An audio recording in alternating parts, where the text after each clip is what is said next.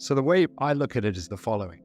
The fact that the ANC is falling apart, splintering, has been seen well in advance, but not to this extent. The ANC shed the EFF a while back, and the ANC has shed MK now. And it may splinter further, because I actually think the ANC as it stands today at just under 41% is not the final iteration. And I think you'll see a further schism if the ANC team up with the likes of the EFF, MK or others. You'll have the moderates who'll migrate away. Or if the DA and ANC tie up, I think the ANC will then drop to around 30%. And how does that happen? Well, MPs in Parliament have tended to vote with the party, with the colours. But there could be a case going forward where, of the 40% of the ANC, 10% will say, well, we don't want to be with the DA, and we're going to vote against the DA. And what happens then? So this is just the beginning. Now, in a positive sense, democracy is working. Another positive sense is that the 41% ANC seems to be sticking to the Constitution and the rule of law, or at least the rule of governance, which is very positive. Another way to look at it, though, is, you have three parties, the ANC, MK, and EFF, which are spouting socialist and left-wing nonsense, which is very worrying because that's 64% of the vote that still believes government should make decisions, not individuals, that free enterprise is not the way forward. But to me, the most worrying development, the scariest development, is MK. And what I'd like to say up front, in my view, MK is a bigger threat to this country, to stability, to human ingenuity and economic freedom than the EFF. I almost think, on, Rob. No, seriously. I almost think the EFF are opportunistic and MK are the real threat. So to me, MK is a bigger threat than the EFF, and here's why. The EFF has been in coalition with the DA in municipalities, has been in coalition with the ANC and others. And the reports that I've had are that they are actually pragmatic. If in a coalition in a municipality, the EFF say they're going to do something, they tend to do it, saying they're a force of good. They're not. But what I am saying is the MK is a bigger threat to stability than the EFF. Both are loonies. The EFF will sell whatever snake oil keeps them in the game. And remember, they are less than 10%. They've stagnated, they've been humiliated. And Julius Malema, deep down, is a capitalist. He owns tons of properties. He's a member of the Ananda Club. His kids go to private schools. He wants to be one of the economic ruling class. Jacob Zuma is like this with Putin. That's where he got his funding from. No, all I'm saying is, in the scale of bad, MK is worse than EFF in my view. Way worse. And they have military capability. EFF is a lesser of two very bad evils. But what does that mean? What does it really mean? Jacob Zuma's money is direct from Putin, direct from Russia. I said this months ago. Obviously, the Guptas will contribute because they, don't want to be pursued into jail where they deserve. So he has access to significant funding. And he wants to disrupt democracy, break the Constitution. He doesn't care that this economy collapses because that's the Soviet playbook. Disrupt the economy, smash the Constitution, and they take control that way. MK is way more of a threat. The only positive is Jacob Zuma's an old man. Can MK survive Jacob leaving the planet and heading to the fiery pits of hell? That's the question. And the EFF have got, have been beaten back to 9 point whatever percent.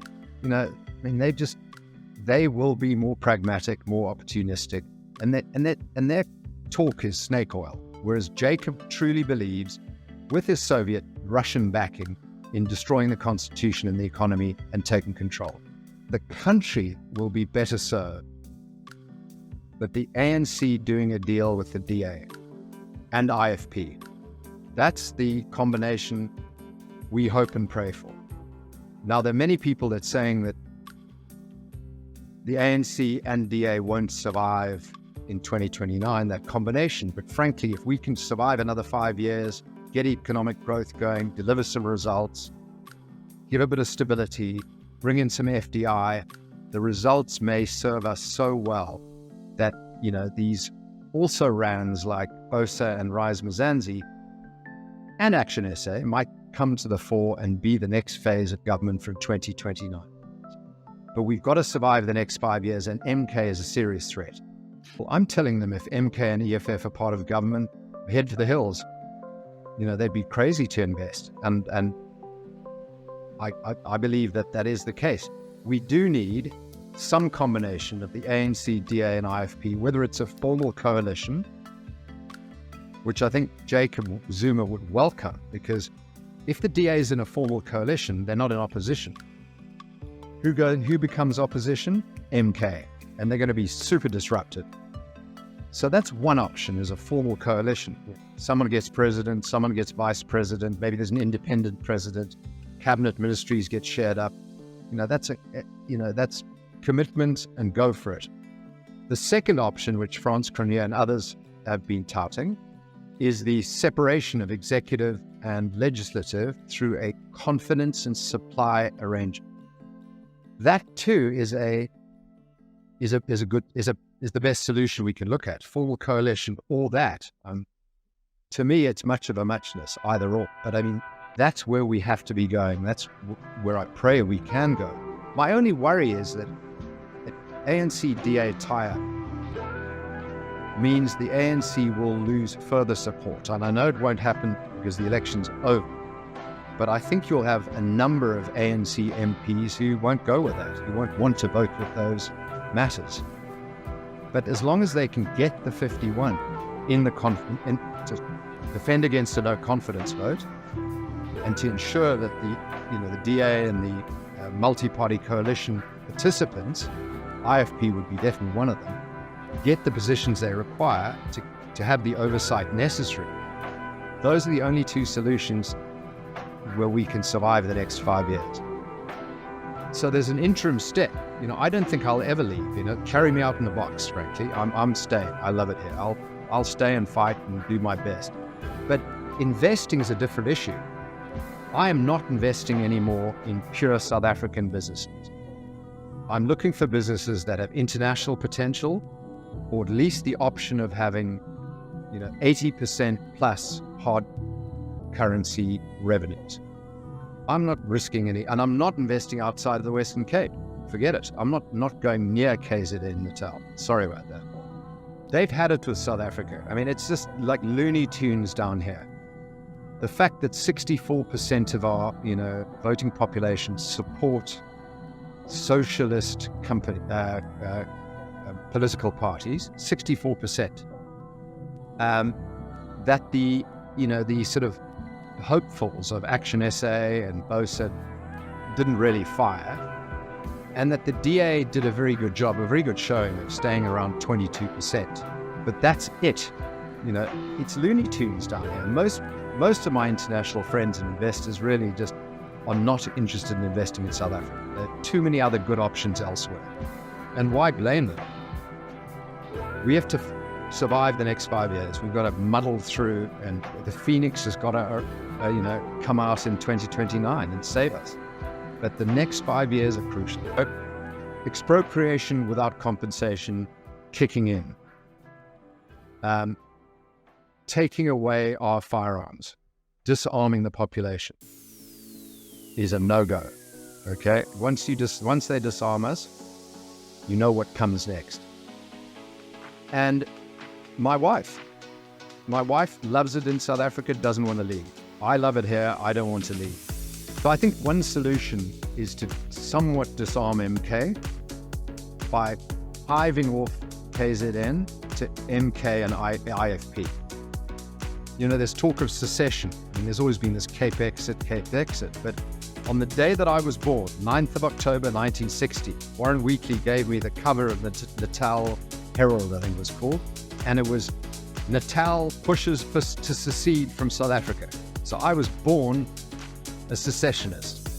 And why shouldn't there be the country of Zululand, the kingdom of Zululand, and hand KZN to MK and IFP and be done with it? And, I feel terribly sorry for anyone that's there, but KZN is a disaster. Durban is falling apart, and it's all down to the Zumaites and the MKs. They're destroying that province, and it's gone. It's unfixable in my view. So let's slice it off. Bye-bye. Move on. Maybe not, because at that point, MK's hopefully gone with KZN, and the Western Province will have way more influence on what's left of South Africa. And I am assuming for that to take place, it's an ANC-DA combination, which will create some stability in the country, And I do think at that point, the Western Cape and the DA will have way more influence than their 22%. So we stand a chance.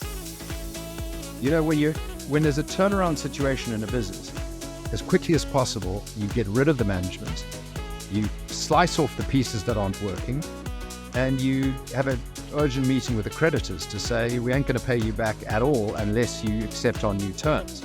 So I think slicing off MK and KZN, to me, is one of the ways forward.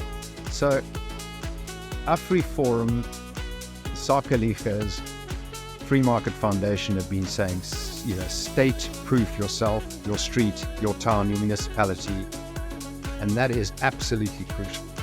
We have to state-proof ourselves to protect ourselves and our families and our towns and villages against the state. So that's primary. Secondly, I've always said from the day I came back, focus on businesses where you have international exposure. So you're not entirely tied to South Africa. And if your children have the opportunity after matric or after university to go overseas, study and build skills abroad, do it. Now's the time to do it. Because there's going to be less opportunity going forward. And we have to fix the country before it's worth these hundreds of thousands of extraordinary young South Africans abroad considering coming back, or the immense wealth that South Africans have created abroad considering reinvesting.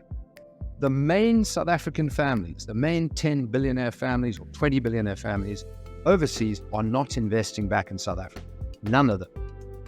And there's a reason. They look at South Africa and go, Looney Tunes there. What matters most to South Africans, it's employment, safety and security, and all the basics, okay? Which the ANC has been unable to deliver. In some form of partnership with the Government of National Unity, the GNU of the DA, IFP and others, as long as MK is not trying to destabilize and create civil unrest, which I think they will do, it is the Russian playbook. As long as we can create that stability, opportunities arise, because there will have to be privatization from a government level of state-owned enterprises, or privatization by default, which has in some ways happened in the electricity sector, where the big mining companies didn't really wait for permission to do over 100 megawatts of power. They went and just did it themselves in advance of the ruling coming through. So I think we have to do that. We have to not ask permission and maybe beg forgiveness down the line, just get on with doing what we have to do to survive. So that's the only way forward, is for the new government to deregulate, focus more on private enterprise, encourage investment, and privatize state-owned enterprises, or what's left of them. The Western Cape must get control of its rail services, of its rail network, because it is fixable.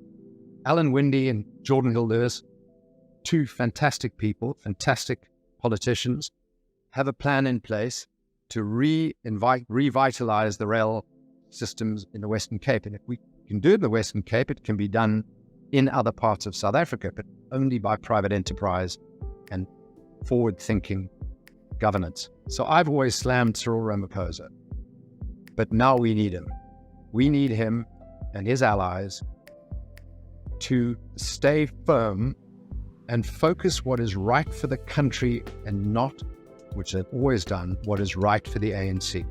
And what is right for the country is to form a partnership, an alliance, a coalition, an agreement with the DA and a number of the multi-party coalition partners, and make the 5 years deliver results, get runs on the board in the next 5 years, so that in 2029, whoever emerges from the Phoenix can take that forward. We cannot turn into Argentina, where you have 50 years of socialism and complete destruction of the economy, which is where we're headed. So I am worried, nervous, an element of me is cautiously optimistic. My mood changes throughout the day, depending on what people tell me. It's harrowing, but I'd rather live here than New Zealand, where everything's very predictable. The most important person in the world is the storyteller. The storyteller sets the vision, values, and agenda of an entire generation to come. Steve Jobs.